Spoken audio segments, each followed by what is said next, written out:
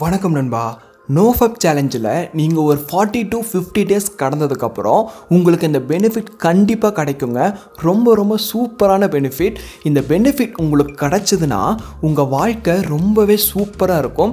நீங்கள் நல்லா என்ஜாய் பண்ணி உங்கள் வாழ்க்கையை வாழுவீங்க. உங்கள் மைண்டு எப்பொழுதுமே பொறுமையாக காமாக நல்லா யோசிக்கும். ஸோ இந்த வீடியோவை கொஞ்சம் கூட ஸ்கிப் பண்ணாமல் கடைசி வரைக்கும் தொடர்ந்து பாருங்கள். ஏன்னா உங்களுக்கு ரொம்ப ரொம்ப யூஸ்ஃபுல்லாக இருக்க போகுது. நோஃபப் சேலஞ்சுக்கு முன்னாடி கண்டிப்பாக மோஸ்ட் ஆஃப் த மெயின்ஸ் நாம் பொண்ணுங்களை தப்பாக தான் பார்த்துட்டு இருந்திருப்போம். யாராச்சும் ரோட்டில் போனாங்கனாலோ இல்லைனா யாராச்சும் நம்மக்கிட்ட பேசினாலோ பக்கத்து வீட்டு பொண்ணு சம்திங், ஆப்போசிட் வீட்டு பொண்ணு சம்திங், எந்த ஒரு பொண்ணை பார்த்தாலுமே நாம் மோஸ்ட் ஆஃப் த மெயின்ஸ் அந்த மாதிரி மைண்ட் செட்டில் தான் பார்த்துட்டு இருப்போம். ஆனால் இப்போது நோஃபப் சேலஞ்சுக்கு அப்புறம் ஒரு 30 நாள் 40 நாள் இல்லைனா ஒரு 50 நாளுக்கு அப்புறம் கண்டிப்பாக உங்களுக்கு இந்த பெனிஃபிட் கிடைக்குங்க. என்ன பெனிஃபிட் தெரியுமா கிடைக்கும்? பொண்ணுங்களை நீங்கள் ரொம்ப அன்பாக பார்க்க ஆரம்பிப்பீங்க. அவங்கள தப்பான எண்ணத்துலேயே பார்க்க மாட்டீங்க. இப்போது ஒரு பையனை பற்றி பேசுனா உங்களுக்கு எப்படி ஃபீல் கிடைக்கும்? நம்மளை மாதிரி ஒரு மனுஷன் அப்படின்னு நினைப்பீங்களே. அதே மாதிரி ஒரு பொண்ணை பற்றி பேசினாலும் இல்லைனா ஒரு பொண்ணை நீங்கள் ஆப்போசிட்டில் பார்த்தாலும் அவங்கள நீங்கள் தப்பாகவே பார்க்க மாட்டீங்க.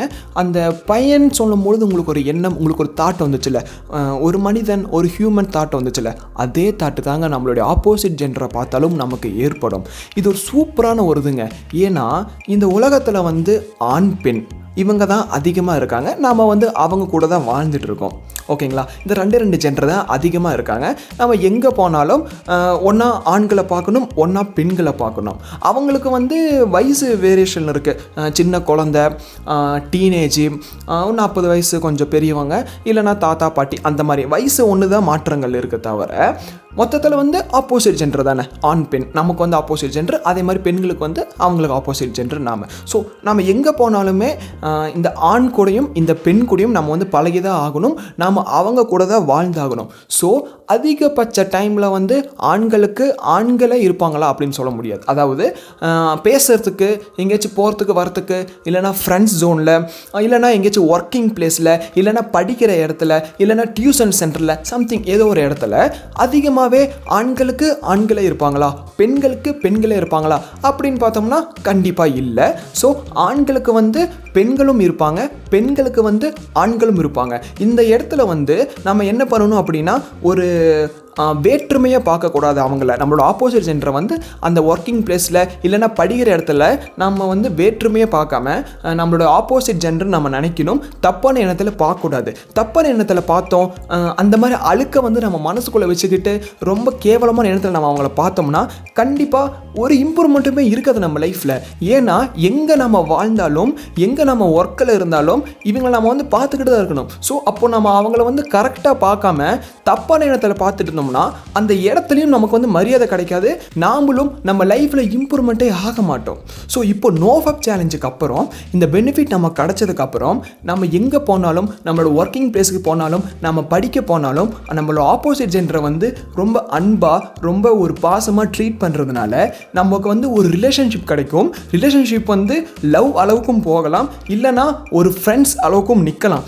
ஸோ அப்படி இருக்கும் பொழுது லைஃப் ரொம்ப ரொம்ப ஸ்மூத்தாக போகும். நம்மளோட அந்த எண்ணங்கள் எல்லாமே டிஸ்ட்ராய் ஆயிரும். நம்ம கேஷுவலாக பொண்ணுங்களை பார்த்தாவே நமக்கு அந்த மாதிரி தோணும், அந்த மாதிரி நினைப்பு வரும்ல. அந்த எண்ணங்கள் டோட்டலாகவே டிஸ்ட்ராய் ஆகி ஒரு புது மனிதனாக, ஒரு புது உயிரினமாக நம்ம இந்த உலகத்தில் வாழ ஆரம்பிப்போம். ஸோ அப்படி நம்ம இருக்கும் பொழுது நம்மளுடைய ஆப்போசிட் ஜெண்டர்கிட்ட இருந்து நமக்கு ஒரு அன்பு கிடைக்கும், நமக்கு ஒரு பாசம், அந்த ஒரு ஃபீலே நமக்கு வேறு மாதிரி இருக்கும். ஆனால் தப்பான ஃபீல் இல்லை. அவங்க காமிக்கிற பாசம், நாம் கொடுக்குற அன்பு எல்லாமே ரொம்ப ஒரு அமேசிங்காக, ரொம்ப சூப்பராக இருக்கும். அந்த உறவே ரொம்ப அழகாக இருக்கும். ஏன்னா அந்த இடத்துல எந்த ஒரு அந்த அழுக்கான சிந்தனை இல்லை, அந்த அழுக்கான செயல் இல்லை, அந்த கெட்ட சிந்தனை, கெட்ட எண்ணங்கள் எதுவுமே இல்லை. அப்போ அந்த இடத்துல ரொம்ப ரொம்ப தூய்மையாக இருக்கும். அப்படி தூய்மையாக இருக்கும்போது எல்லாத்துக்குமே நிறைய பெனிஃபிட்ஸ் கிடைக்கும். இப்போது உங்களால் அவங்களும் கஷ்டப்பட மாட்டாங்க, அவங்களால நீங்களும் கஷ்டப்பட மாட்டீங்க. ஸோ 2 பேருமே பர்ஃபெக்டாக இருக்கிறதுனால, ஸோ 2 பேர்த்தோட மனசுமே எந்த ஒரு கெட்ட எண்ணமும் இல்லாமல், எந்த எந்த ஒரு தீய எண்ணமும் இல்லாமல்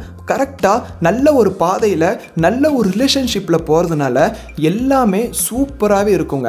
கண்டிப்பாக உங்களுக்கு இந்த பெனிஃபிட் கிடச்சிருக்கும்.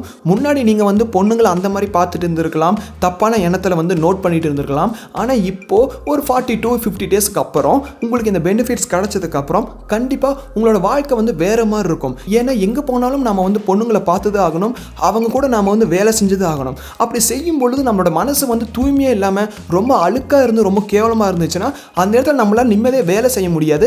நம்மளால் அந்த பொண்ணுக்கு பிரச்சனை வரத்துக்கும் நிறைய வாய்ப்பு இருக்குது. ஸோ இந்த பிரச்சனை எல்லாமே அழிஞ்சு போயிடும், எல்லாமே மறைஞ்சு போயிடும் எப்போனா நோஃபப் சேலஞ்சை ஸ்டார்ட் பண்ணி இந்த பெனிஃபிட் நம்ம கிடச்சதுக்கப்புறம். ஸோ உங்களுக்கு இந்த பெனிஃபிட் கிடச்சிருந்தா கீழே கமெண்ட் பாக்ஸில் கமெண்ட் பண்ணுங்கள். எனக்கு இந்த பெனிஃபிட் கிடச்சிருக்குங்க, ரொம்ப ரொம்ப சூப்பராக இருக்குது. ஸோ உங்களுக்கும் இந்த பெனிஃபிட் கிடச்சிருந்தா மறக்காமல் கீழே கமெண்ட் பாக்ஸில் கமெண்ட் பண்ணுங்கள். அண்ட் நீங்கள் எவ்வளோ டேஸ் நோஃபப் சேலஞ்சை வந்து கம்ப்ளீட் பண்ணியிருக்கீங்கன்னு சொல்லிட்டு கீழே கமெண்ட் பாக்ஸில் கமெண்ட் பண்ணுங்கள். உங்களுக்கு ஏதாச்சும் பர்சனலாக என் கூட பேசணும் அப்படின்னு தோணுச்சுன்னா கீழே டிஸ்கிரிப்ஷனில் இன்ஸ்டாகிராம் லிங்க் கொடுத்துருக்கேன், நீங்கள் அங்கே வந்து என் கூட பேசுங்க, நானும் உங்ககிட்ட பேசுவேன். உங்களுக்கு ஏதாச்சும் கேள்விகள் சந்தேகங்கள் இருந்தாலும் என்கிட்ட கேளுங்க, இல்லைனா கீழே கமெண்ட் பாக்ஸ்லையும் கமெண்ட் பண்ணுங்கள். நான் உங்களுக்கு ஒரு சொல்யூஷன் கொடுக்குறேன். அடுத்து ஒரு யூஸ்ஃபுல்லான வீடியோவோட உங்களை வந்து நான் பார்க்குறேன். உன் வாழ்க்கை உன் கையில். நன்றி நண்பா.